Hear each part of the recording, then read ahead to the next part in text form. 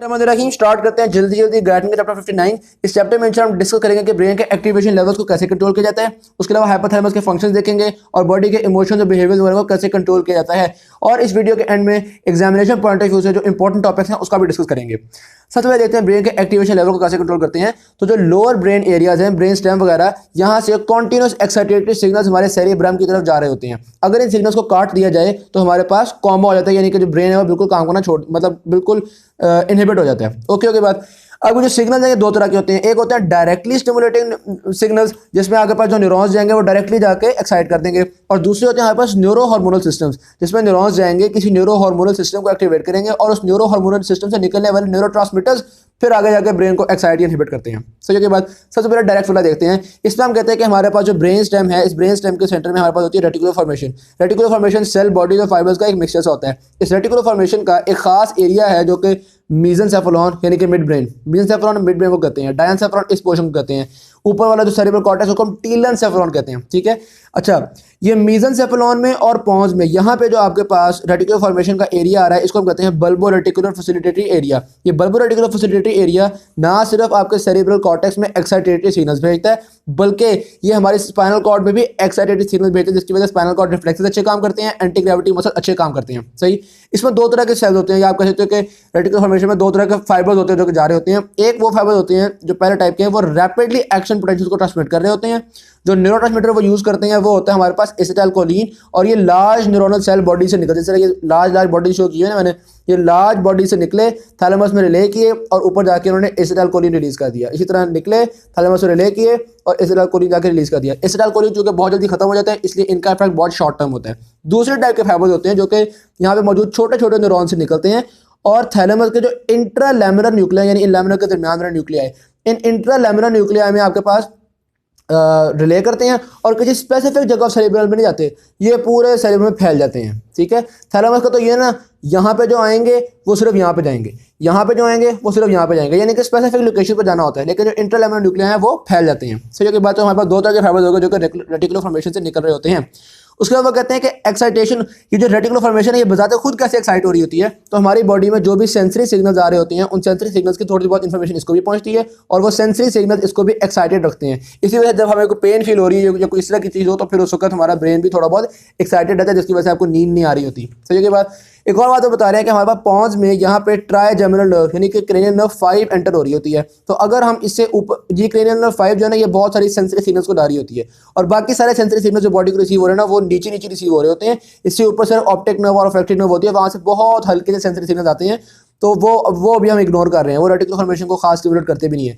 तो अगर हम क्रेनियल नर्व 5 से ऊपर की जगह को काट दें यानी कि सेंसरी इन्फॉर्मेशन को आना छोड़ दें तो हम देखते हैं ब्रेन भी एक्साइट नहीं हो पाता, और अगर सेंसरी इन्फॉर्मेशन आती रहे तो ब्रेन भी एक्साइट होता है। तो इससे हमें पता चला कि जो सेंसरी इन्फॉर्मेशन आती है वो रेटिकुलर फॉर्मेशन को एक्साइट करती है और फिर रेटिकुलर फॉर्मेशन आगे जाके ब्रेन को एक्साइट कर रहा होता है। उसके अलावा हमारे सेरेब्रल कॉर्टेक्स से भी कुछ पोर्शन होते हैं जो कि हमारे ये बल्बो रेटिकुलर फैसिलिटेटरी एरिया को एक्साइट करते हैं। तो ये एक पॉजिटिव फीडबैक चल पड़ता है, इसने इसको एक्साइट किया फिर इसने ऊपर एक्साइट किया, ये पॉजिटिव फीडबैक चल पड़ता है। फिर उसके अलावा बता ये रहे हैं कि थैलेमस की पर्टिकुलर एरियाज होते हैं जो कि पर्टिकुलर ब्रेन के पोर्शन को पहुंचाते हैं, ये बात मैं पहले को बता चुका हूँ। अच्छा, रेटिकुलर फॉर्मेशन में यहाँ पे नीचे करके इंफीरियर मेडुला वाली जगह पे हमारे पास इनहिबिटरी रीजन भी होता है। ऊपर हमने देख लिया बल्बो रेटिकुलर फैसिलिटेटरी एक्साइटेटरी एरिया, ये जो इनहिबिटरी एरिया यहाँ पे सेरोटोनर्जिक न्यूरॉन्स हो गए, ये सेरोटोनिन रिलीज करेंगे और एक्साइटेटरी एरिया को इनहिबिट कर देंगे। अल्टीमेटली आपका ब्रेन भी जो है वो इनहिबिट हो जाएगा। ये तरीका काम करते हैं, इसी वजह से आपका ब्रेन जब इनहिबिट होता है आप सो जाते हैं। सही, ये तो हमने देख लिया डायरेक्ट सिस्टम, डायरेक्ट न्यूरॉन्स का देना। फिर आते हैं neuro hormonal control of the brain. इसमें हमारे पास 4 तरह के होते हैं ह्यूमंस के अंदर। नंबर 1, ब्रेन के अंदर लोकस सेरेलियस, लोकस सेरेलियस रिलीज होता है नॉरएपिनेफ्रिन सिस्टम। अब जब भी लोकस सेरेलियस एक्टिवेट होगा नॉरएपिनेफ्रिन रिलीज होगी। नॉरएपिनेफ्रिन एक्साइटेटरी न्यूरोट्रांसमीटर है, ये जाएगी ब्रेन में एक्साइटेटरी सिग्नल्स को फैला देगी, एक्साइट करेगी, जाहिर सी बात है।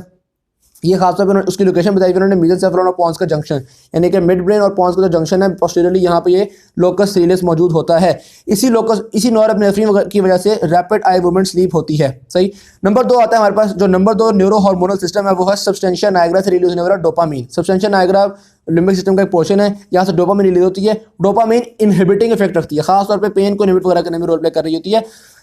ये जब डोपामिन नहीं होती तो इंसान को हो जाती है पार्किंसंस डिजीज, जो इसके बारे में इंपॉर्टेंट पॉइंट है वो ये था। नेक्स्ट आता है हमारे पास रेफे न्यूक्लियस, ये हमारे पास ब्रेन स्टेम में दरमियान में हमारे पास मौजूद होता है रेफे न्यूक्लियाई। इन रेफे न्यूक्लियस रिलीज होता है सेरोटोनिन। सेरोटोनिन भी एक इनहिबिटिंग न्यूरोट्रांसमीटर है, और ये आमतौर पे जो आपकी स्लीप होती है ना, वो इसी मैंने अभी तो बताया आपको, ये जो इनहिबिटरी एरिया यहाँ से सेरोटोनिन रिलीज होता है, सेरोटोनिन इसको इनहिबिट करता है, जिसकी वजह से ब्रेन इनहिबिट हो जाता है और स्लीप हो जाता है, यानी कि एक्टिवेशन ब्रेन की कम हो जाती है, एक्साइटेशन ब्रेन की कम हो जाती है। और नंबर 4 आपके पास जैजेंटोसेलुलर न्यूरॉन से रिलीज होने वाला एसिटाइलकोलिन है, जो मैंने आपको पहले ही बता दिया था कि यहाँ जो बड़े बड़े न्यूरॉन्स होते हैं ये अल्टीमेटली एसिटाइलकोलिन रिलीज कर रहे होते हैं और एक मतलब टेम्परेरी सा इफेक्ट रखते हैं। सही है के बाद तो हमने दो तरह के इफेक्ट्स देख लिए, एक हमने डायरेक्ट न्यूरॉन्स वाला देख लिया जिसमें हमने एक एक्साइटेटरी और एक इनहिबिटरी रीजन पढ़ा है, और दूसरा हमने न्यूरो हार्मोनल सिस्टम पे देख लिया जिसमें हमने 4 तरह के न्यूरो हार्मोनल सिस्टम को डिस्कस कर लिया है।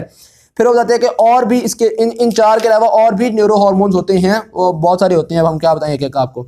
फिर डिस्कस करते हैं हम लिम्बिक सिस्टम के बारे में। लिम्बिक सिस्टम पहले तो हमने कहा था कि भाई चूंकि ये ब्रेन के बेजल रीजन्स का बॉर्डर फॉर्म कर रहा है, इसलिए हमने इसका नाम लिम्बिक सिस्टम रख दिया, क्योंकि लिम्बिक का लफ्ज़ मतलब बॉर्डर होता है, ठीक है। लेकिन अब हम कहते हैं कि लिम्बिक सिस्टम एक ऐसी जगह जो कि बहुत सारे इमोशनल बिहेवियर्स को, मोटिवेशनल ड्राइव्स वगैरह को कंट्रोल करने में रोल प्ले करता है। उसके अलावा वेजिटेटिव फंक्शंस को भी रोल प्ले करता है, यानी कि वेजिटेटिव फंक्शन का मतलब होता है बॉडी की इंटरनल कंडीशन को कंट्रोल करना। सही, यहाँ पे जो लिम्बिक सिस्टम मौजूद है इसमें बहुत अहम पोजीशन होती है हमारे पास हाइपोथैलेमस की। हाइपोथैलेमस ने बहुत सारे कनेक्शन बनाए हुए होते हैं हमारे पास, hippocampus, amygdala, thalamus, anterior nuclear thalamus, बहुत इंपॉर्टेंट जगह है हाइपोथैलेमस की। सही के बाद, और ये लिम्बिक सिस्टम में एक बहुत अहम पोजीशन में मौजूद है, और वैसे तो लिम्बिक सिस्टम का बहुत अहम फंक्शंस भी हाइपोथैलेमस कर रहा होता है।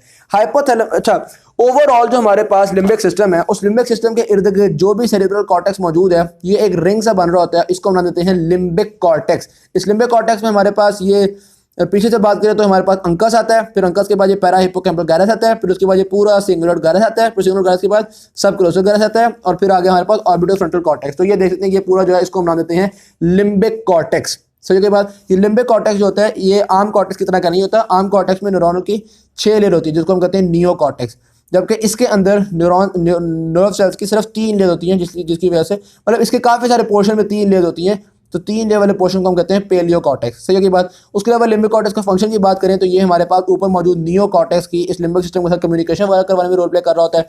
अच्छा, इस बिहेवियरल फंक्शन में भी रोल प्ले कर रहा होता है। जो बिहेवियरल फंक्शन है वो हमारे पास ये जो रेटिकुलर फॉर्मेशन के न्यूक्लियाई थे इनके साथ जारी बात है, इनके साथ एसोसिएटेड होते हैं। तो इसका मतलब है कि लिम्बिक सिस्टम के रेटिकुलर फॉर्मेशन के साथ कोई ना कोई कनेक्शन होगा। लिम्बिक सिस्टम के रेटिकुलर फॉर्मेशन के साथ कनेक्ट करने वाले नर्व फाइबर्स या वो जो स्ट्रक्चर होता है उसको नाम देते हैं मीडियल फोरब्रेन बंडल। ठीक होगी बात। इस मीडियल फोरब्रेन बंडल को मैं आपको दिखाऊं तो ये मीडियल फोरब्रेन बंडल है जो कि हाइपोथैलेमस से होता हुआ गुजर रहा है और ब्रेन स्टेम के रेटिकुलर फॉर्मेशन को कनेक्ट कराते हैं हमारे लिम्बिक सिस्टम के लिम्बिक कॉर्टेक्स वगैरह के साथ। ओके बात। फिर देखते हैं हम हाइपोथैलेमस को। हाइपोथैलेमस नाम वाली हमारी बॉडी की इंटरनल कंडीशन को भी कंट्रोल करता है, जिसको हम कहते हैं वेजिटेटिव फंक्शन, और उसके अलावा इसके और भी बहुत सारे फंक्शन होते हैं। तो डिस्कस करते हैं हाइपोथैलेमस के कौन कौन से। अच्छा, हाइपोथैलेमस ने ना रिलेशंस, कनेक्शंस बड़े इंपॉर्टेंट किस्म के बनाए हुए हैं। जिस तरह कि हम देखते हैं कि ये वाली जगह हाइपोथैलेमस, ये हाइपोथैलेमस एक तो इन्फंडिबुलम के थ्रू पिट्यूटरी ग्लैंड के साथ कनेक्शन बना रहा है, दूसरा ब्रेन स्टेम के साथ भी कनेक्शन बना रहा होता है, तीसरा ये सेरेब्रल कॉर्टेक्स से भी कनेक्शन बना रहा होता है। तो बड़े इंपॉर्टेंट कनेक्शन बनाए हुए हैं, इस वजह से बहुत इंपॉर्टेंट रेगुलेटरी फंक्शन है, हर चीज़ को तो ये कंट्रोल कर रहा होता है। सही है। इसके जो वेजिटेटिव फंक्शन है वो हम डिस्कस करते हैं जाने वाली। वेजिटेटिव फंक्शंस को डिस्कस करने के लिए हमने एक निमोनिक बनाया हुआ था। वो निमोनिक था हमारे पास GCU west, WEST, GCU waste.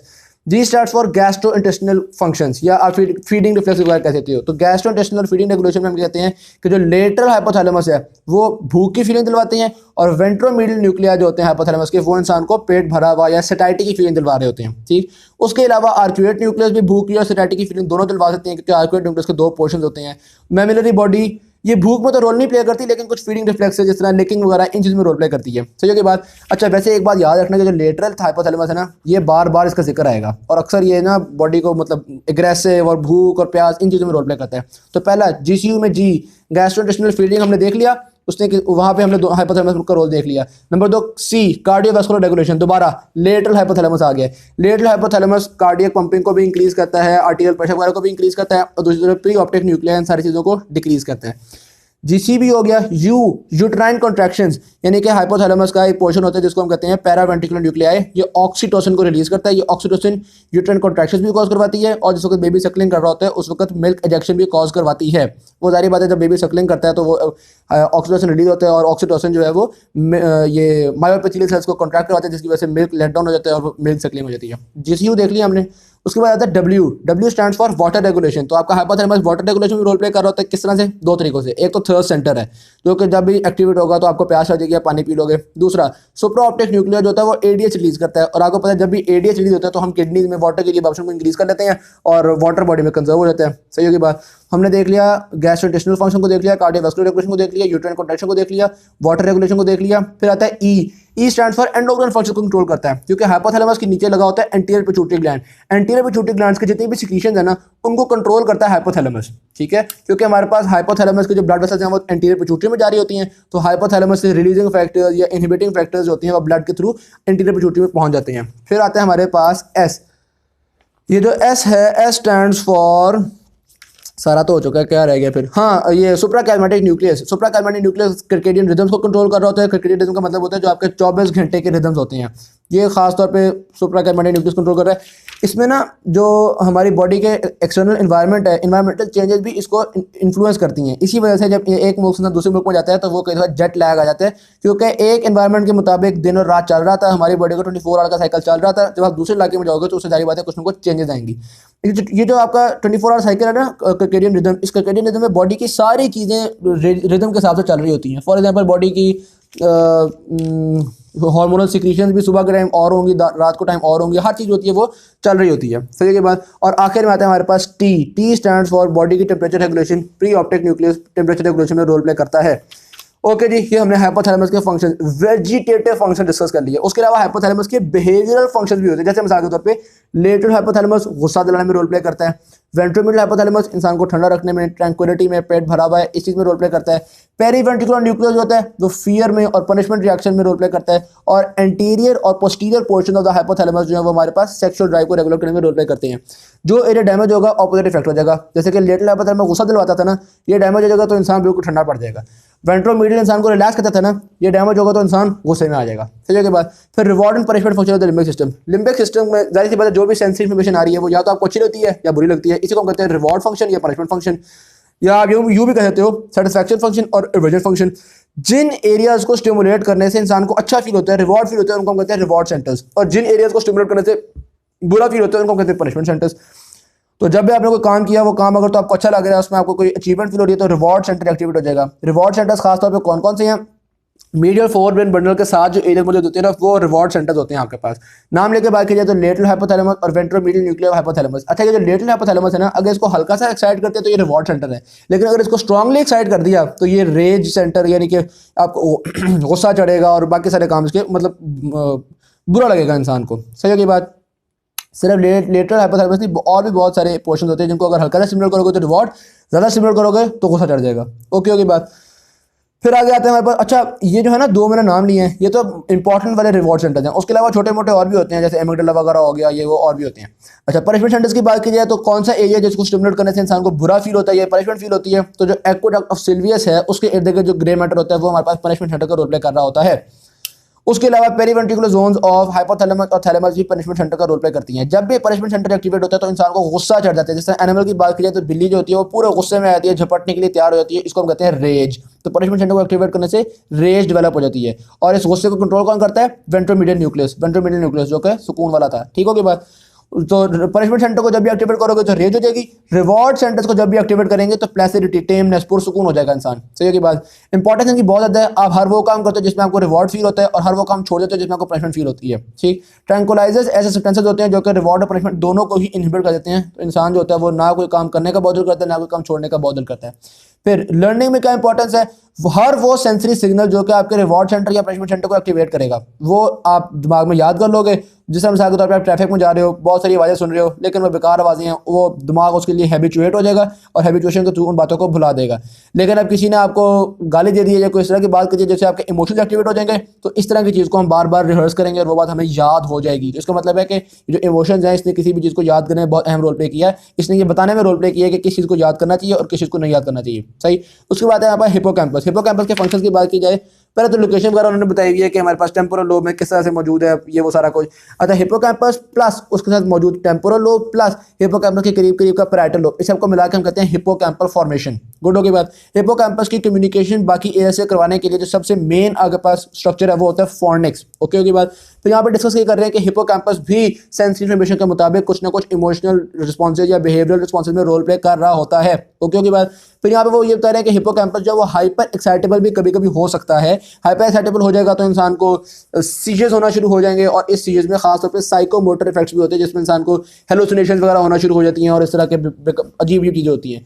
ये हाइपर एक्साइटेबल क्यों हो सकता है? क्योंकि हमने पहले ही बताया हुआ है हिप्पोकैम्पस जो होता है वो 3 लेयर्स का बना हुआ होता है, यानी कि पेलियो कॉर्टेक्स होता है और बाकी हमारे पास नियो कॉर्टेक्स है। डन होने के बाद फिर हिप्पोकैम्पस का भी लर्निंग में रोल है, क्योंकि हमने देखा कि अगर हम दोनों सेरेब्रल कॉर्टेक्स या दोनों टेम्पोरल लोब से हिप्पोकैम्पस को निकाल दें तो इंसान को हो जाता है एंटेरोग्रेड एमनेसिया। एंटेरोग्रेड एमनेसिया का मतलब ये है कि पहले की बातें तो वो रिकॉल कर सकता है, लेकिन अब नई कोई बात वो दिमाग में डाल नहीं सकता, याद नहीं कर सकता, रटा नहीं मार सकता। सही है कि बात, हिप्पोकैम्पस रिमूव करने से पहले जो मेमोरी थी वो तो वो रिकॉल कर सकता है, वो बातें उसको याद है। हिप्पोकैम्पस रिमूव करने के बाद की जो बातें वो उसको याद नहीं है। ऐसा क्यों होता है भाई? बात असल में ये है, एनिमल में जो हिप्पोकैम्पस होता है ना वो ऑल्फैक्शन में रोल प्ले कर रहा होता है, बहुत इंपॉर्टेंट डिसीजन बना रहा होता है भाई, किस चीज़ को खाना चाहिए, किस चीज़ को नहीं खाना चाहिए, किस को आपको पता है ना, कई बार स्मेल से एनिमल में सेक्सुअल ड्राइव भी एक्टिवेट होती है, तो बहुत इंपॉर्टेंट डिसीजन कर रहा होता है। तो ब्रेन कहता है भाई हिप्पोकैम्पस बड़ा अच्छा बंदा है, ये बड़े इंपॉर्टेंट डिसीजन करता है।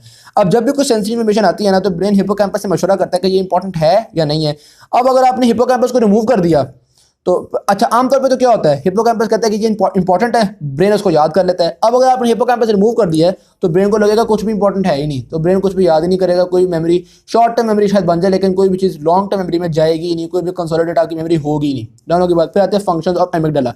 ऑल्फैक्शन के ज़्यादातर फाइबर्स तो हमने देखा है कि हिप्पोकैम्पस के पास ही जा रहे होते हैं, लेकिन थोड़ा बहुत ऑल्फैक्शन के साथ जो आपके इमोशनल बिहेवियरल रिस्पॉन्सेस हैं उसमें एमिगडाला भी रोल प्ले कर रहा है। उसके अलावा एमिगडाला का जो बेसोलेटरल न्यूक्लिया होता है, इसकी वजह से ह्यूमंस के अंदर एमिगडाला ना सिर्फ ऑल्फैक्शन के नतीजे में रिस्पॉन्सेस करवाता है बल्कि नॉन ऑल्फैक्टरी सिग्नल्स, जैसे कि कुछ देखी कुछ सुनी, नॉन ऑल्फैक्टरी सिग्नल्स के रिस्पॉन्स में भी आपके इमोशन वगैरह को एक्टिवेट करता है। एमिगडाला को हम विंडो भी कहते हैं क्योंकि लिम्बिक सिस्टम बहुत सारी इन्फॉर्मेशन एमिगडाला के थ्रू लेते हैं, क्योंकि एमिगडाला ने ब्रेन के हर जगह से कनेक्शन बनाए हुए हैं। तो एमिगडाला के थ्रू लिम्बिक सिस्टम को पता चलता है कि सराउंडिंग में क्या हो रहा है, हम क्या देख रहे हैं, हम क्या सुन रहे हैं, हम क्या काम कर रहे हैं, ये सारा कुछ। तो एमिगडाला को हम विंडो भी कहते हैं। अगर हम एमिगडाला को स्टिमुलेट कर दें तो इसको ज़्यादा स्टिमुलेट करने की वजह से हाइपोथैलेमस के फंक्शन ऊपर नीचे हो जाते हैं, इनवॉलंटरी मूवमेंट्स होना शुरू होती हैं, इंसान को गुस्सा चढ़ना शुरू होता है और सेक्सुअल ड्राइव जो है वो बहुत ज़्यादा इंक्रीज कर जाती है, अजीब चीज़ होती है, इरेक्शन, कॉपुलेटरी मूवमेंट्स और ये वो सारा कुछ होना शुरू होता है। अगर एमिगडाला को रिमूव कर दिया जाए तो उस सिचुएशन को हम कहते हैं क्लूवर-बुशी सिंड्रोम। क्लूवर-बुशी सिंड्रोम में 5 तरह की चीज़ हो रही है। नंबर 1, इंसान किसी चीज़ से डरता नहीं है। नंबर 2, हर चीज़ में इंटरेस्ट लेना शुरू कर देता है, यानी कि बहुत क्यूरियोसिटी बढ़ जाती है। नंबर 3, इंसान चीज़ें भूलता बहुत रैपिडली है। नंबर 4, हर चीज़ को मुंह में डालता है, हर चीज़ को खाने की कोशिश करता है। और नंबर 5, उसकी सेक्सुअल ड्राइव बहुत ज़्यादा स्ट्रॉन्ग हो जाती है, वो किसी भी चीज़ के साथ सेक्स करना शुरू कर देता है। फिर आते हैं ओवरऑल फंक्शन ऑफ एमिगडाला, वो तो हमने पहले डिस्कस कर लिया, बिहेवियर वगैरह कंट्रोल कर रहा है। Function of the limbic cortex, ये जो हमने कहा था ना कि लिम्बिक सिस्टम के इर्द गिर्द जो कॉर्टेक्स होती है उसको हम लिम्बिक कॉर्टेक्स कहते हैं। इस लिम्बिक कॉर्टेक्स के क्या फंक्शन है जी, हमें इसके फंक्शन बहुत अच्छे से पता नहीं है, लेकिन अलग अलग कुछ पोर्शन के फंक्शन डिस्कस कर लेते हैं। जिस तरह मिसाल के तौर पे अगर हम बात करें एंटीरियर टेम्पोरल कॉर्टेक्स की, तो एंटीरियर टेम्पोरल कॉर्टेक्स को रिमूव किया तो जाहिर सी बात है एमिगडाला भी रिमूव हो जाएगा और यहाँ पर हो जाएगा क्लूवर-बुशी सिंड्रोम, वो तो पहले ही बता दिया हमने आपको। उसके अलावा अगर posterior orbital frontal cortex remove कर दिया आपने तो इसके नतीजे में इंसोम्निया हो जाएगा। फिर अगर आपने एंटीरियर सिंगुलेट गायरस को, ये वाला पोर्शन रिमूव कर दिया, एंटीरियर सिंगुलेट गायरस, इंसान को गुस्सा बहुत होना शुरू होता है, रेज बहुत होना शुरू होती है। और अगर आपने ये मिडिल और ये जो पोस्टीरियर सिंगुलेट गायरस है, इनसे हमें ये आइडिया होता है कि भाई ये जो है ये सेंसरी इन्फॉर्मेशन और मोटर इन्फॉर्मेशन को भी इमोशन में यूज करते हैं। इस चैप्टर में इंपॉर्टेंट क्या है, क्लूवर-बुशी सिंड्रोम बहुत इंपॉर्टेंट है। फंक्शन ऑफ एमिगडाला वो आपसे पूछ सकते हैं। हिप्पोकैम्पस का रोल इन लर्निंग, ये कर लीजिएगा। उसके अलावा reward and punishment centre, hypothalamus के सारे फंक्शन में सबसे इंपॉर्टेंट आपके पास यही है।